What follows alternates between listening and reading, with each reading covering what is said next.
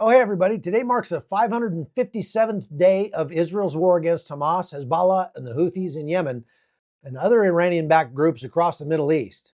Now, we're going to begin today with some breaking news with this uh, condensed version of today's live, and I'm going to try to get through it as quick as I can for you. Okay.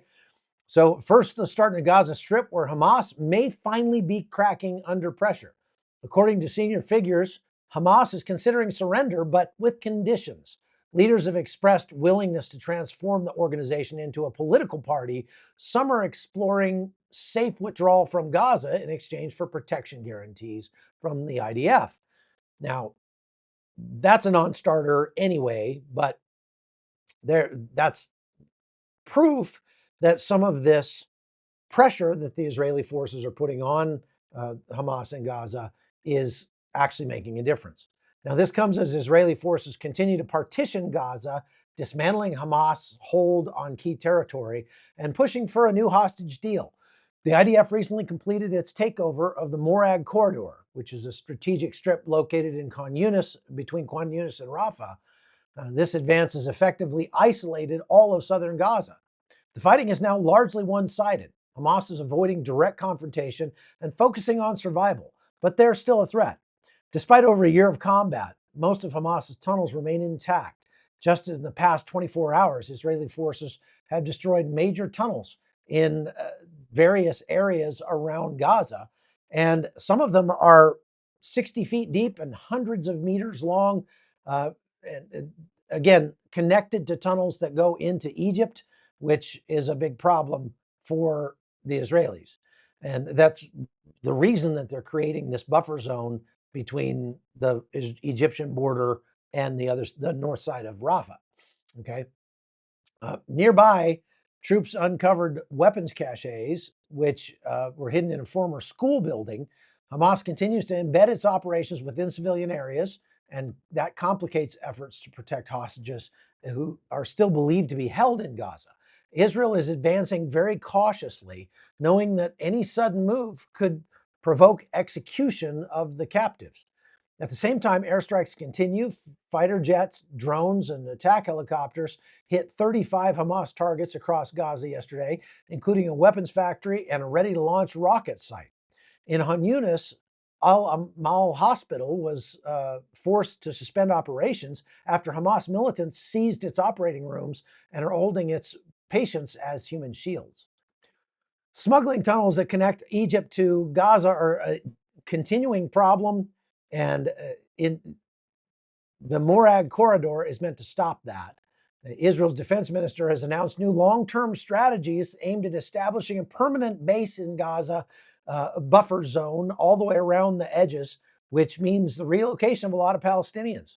Meanwhile, hostage negotiations are taking place in Cairo, and as they're proposing a deal for a 40-day ceasefire during which both sides would negotiate the second phase of an agreement. But Hamas is standing firm, saying they've rejected Egypt's call for disarmament, calling it a red line. The delegation has since returned to Doha and said that they will come back to the table at some time in the future. Despite the tensions, though, mediators remain hopeful. Talks are expected to resume at some point. Before we go on, let me just remind you to make sure you hit that like button and subscribe to the Hot Zone. Visit chuckholton.com and become a subscriber over there. You'll get access to a lot of exclusive content and behind the scenes reports and updates you won't get anywhere else. Now on to Iran, where nuclear negotiations are reaching a critical stage. The next round of talks between Iran and the United States is set for April 19th in Rome, which follows recent indirect discussions in Oman. Both sides called the talks constructive, but I think if you look, kind of read between the lines a little bit, it may not have been as constructive as President Trump would have hoped. Iran has reportedly offered to scale back their enrichment to 2015 levels, but that's the JCPOA, which Trump canceled.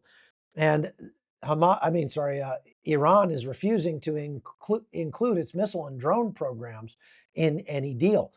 The United States is demanding a cap of only 3.67% uranium enrichment with strict international oversight. Iran, however, already possesses enough 60% enriched uranium to potentially build 6 nuclear bombs.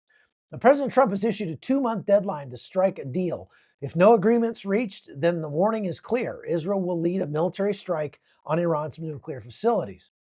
Inside Iran, the regime is facing deep unrest. The supreme leader is aging and frail, and internal power struggles are beginning to surface. Weekly protests continue across the country, and support is growing for Reza Pahlavi, the exiled son of the former Shah. Iran's economy is in freefall. Its currency has collapsed, 40,000 rials to $1. Inflation's rampant, and the middle class is disappearing. And so Iran's alliance with Russia is growing. And Tehran is providing ammunition to Moscow and receiving trade deals and possibly nuclear-related technology in return. In a clear show of force, the United States Central Command released a photo this week of Israeli and American fighter jets flying alongside a B-52 bomber. It just goes to show that the United States and Israel are training together to take out Iran's underground facilities. Now, turning to Syria, there are reports that the U.S. may reduce its 2,000-strong deployment in half. Now, some people dispute that, but that is certainly a shift. At the same time, Iran is allegedly working with Sunni extremist groups, including ISIS, to try to get some support in the region. Now, that support is Arab tribal militias, which include militias that are supported by Iran, are also rising and challenging the authority of the SDF, which is the Kurdish forces in the area around Al-Hasaka. Now, I'll be there in a few days, and I'm going to be reporting directly from on the ground in Syria. May not be able to do lives, though, because operational security reasons, but we'll have to wait and see what the situation looks like once I get there. Anyway, in a diplomatic twist, Palestinian Authority Chairman Mahmoud Abbas is expected to go to Damascus later today and meet with Syrian leadership. Now, in Lebanon, Israel's been taking out Hezbollah targets, continuing, and one of those was a commander of a of a drone unit in a strike near Aitarun or someplace like that. At the same time, a massive international sting has finally disrupted a Hezbollah drone smuggling operation. Authorities in France, Spain, Germany, and the UK arrested suspects involved in a plot to send drone components to Lebanon. The goal of the smuggling ring was to arm Hezbollah with suicide drones capable of carrying explosive payloads. In a bold move, Lebanon's president announced plans to disarm Hezbollah by 2025. The response from Nasrallah's deputies, the new leader of Hezbollah, was swift and severe. He said the hand that reaches for resistance weapons will be cut off. Elsewhere, the U.S. military carried out about 15 strikes over the last 24 hours against Houthi positions, and that's not near enough to actually force a change in what the Houthis are doing. Meanwhile, in the West Bank, Israeli forces arrested 2 terrorists in Nablus and killed 2 more near Jenin. And this just goes to show that they are still in a low-grade war, rooting out Hamas and their elements inside Judea, Samaria, and the West Bank.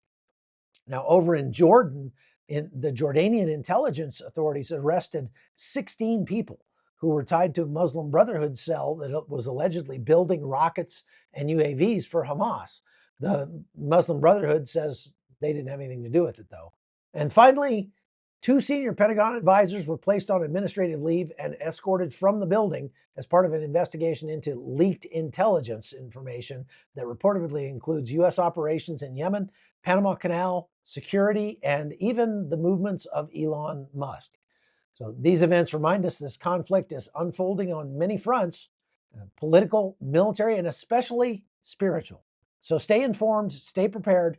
If you haven't already, subscribe to the Hot Zone. Go to chuckholton.com and get access to extra content you won't see anywhere else. Thanks for watching.